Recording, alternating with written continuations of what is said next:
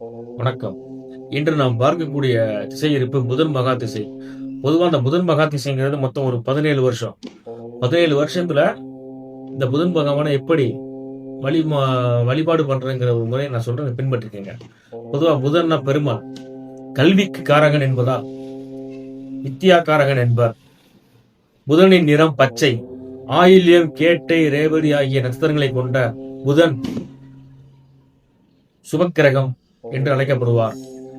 சுப கிரகங்களுடன் சேர்ந்திருந்தாலோ அல்லது சுப கிரகங்களால் பார்க்கப்பட்டாலோ தான் சுப கிரகம் ஆகும்.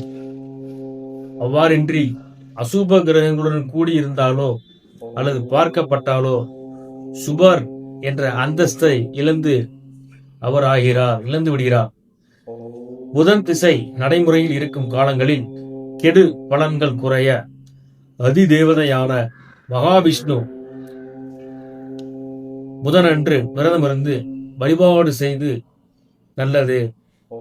புதனுக்கு பரிகாரம் செய்து வழிபட மயிலாடுதுறை அருகில் உள்ள திருவெண்காடு ஊரில் இருக்கும் ஸ்ரீ சிவேதரணியர் கோவிலில் எழுதலில் உள்ள புதன் பகவானை தரிசிப்பது நலம்.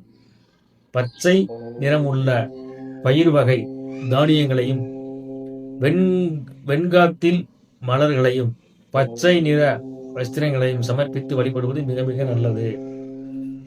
நன்றி, வணக்கம்.